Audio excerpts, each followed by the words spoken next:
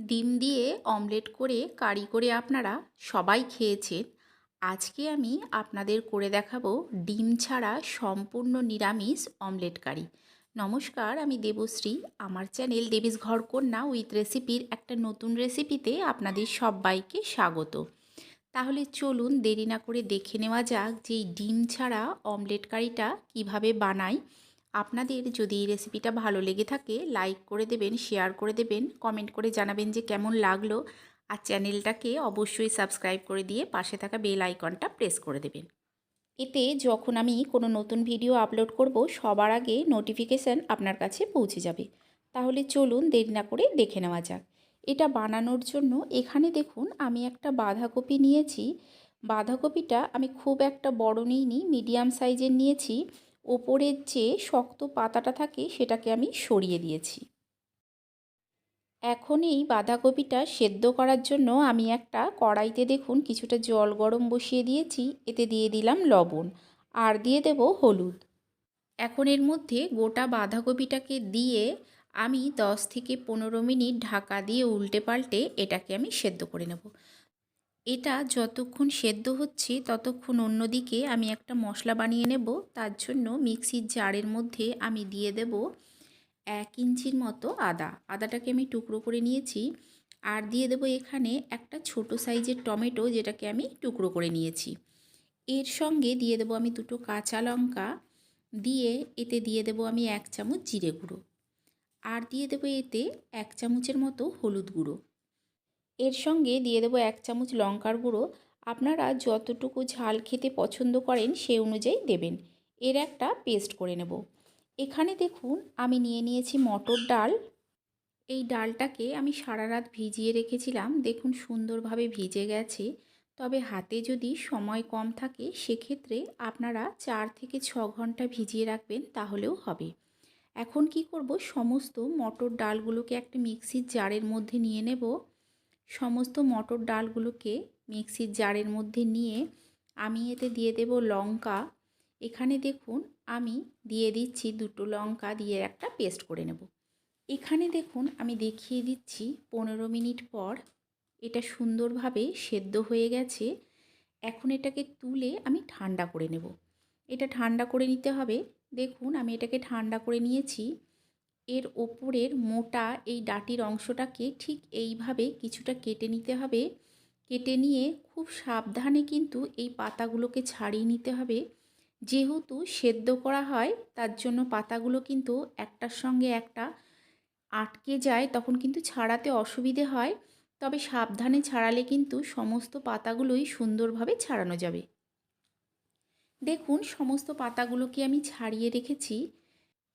এই পাতার পিছনের দিকে একটা শক্ত অংশ থাকে, সেটাকে একটা ছুরির সাহায্যে ঠিক এইভাবে কেটে নিতে হবে। তবে কাটার সময় লক্ষ্য রাখতে হবে যেন পাতাটা ছিঁড়ে না যায়। দেখুন ঠিক এই রকমভাবে এটাকে কেটে নিলেই সুন্দরভাবে কাটা হয়ে যাবে। সমস্ত পাতাগুলোকেই আমি একই রকমভাবে রেডি করে নেব। এখানে দেখুন বাটিতে সমস্ত ডালটাকে আমি নিয়ে নিয়েছি। এতে দিয়ে দিলাম স্বাদ অনুযায়ী লবণ, দিয়ে দিচ্ছি হলুদ। এর সঙ্গে দিয়ে দেব আমি 2 চামচের মতো ছানা। ছানাটা দেবেন, খেতে ভালো লাগে।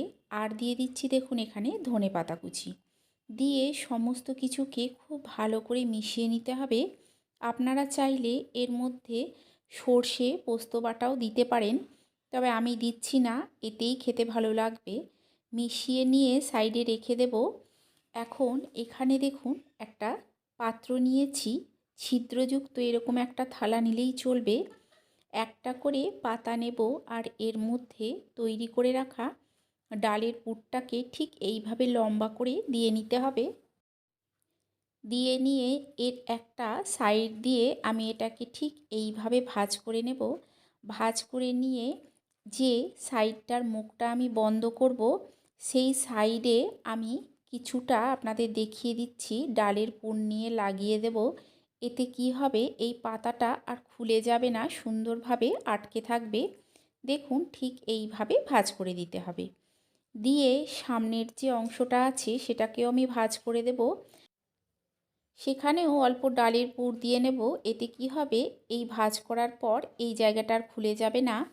আমি আপনাদের আরও একটা করে দেখিয়ে দিচ্ছি। এই পাতাগুলো সেদ্ধ করে নেওয়ার পর অনেকটাই নরম হয়ে যায়, তাই সাবধানে ভাজ করে নিতে হবে।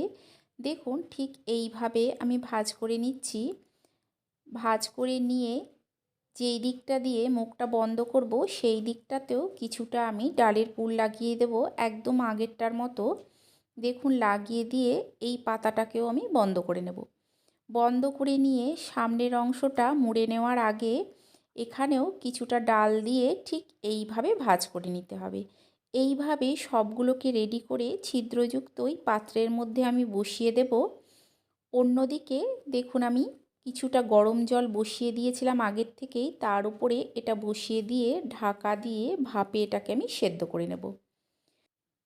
15 মিনিটের মতো আমি এটাকে সেদ্ধ করে ঠান্ডা করে নিয়েছি। আমি আপনাদের দেখাচ্ছি, দেখুন কত সুন্দর শক্ত হয়ে আটকে গেছে। এখন এগুলোকে রেখে দেব। অন্যদিকে আমি একটা কড়াই বসিয়ে দিয়েছি, এতে দিয়ে দিচ্ছি কিছুটা সর্ষের তেল। তেলটা গরম হয়ে গেলে ফোড়নে দিচ্ছি দেখুন গোটা জিরে, আর দিয়ে দেব দুটো তেজপাতা। ফোড়নটার থেকে একটা সুন্দর গন্ধ বেরোলে তৈরি করে রাখা মশলার পেস্টটাকে দিয়ে মিক্সির বাটিটা ধুয়ে কিছুটা জল দিয়ে দিলাম।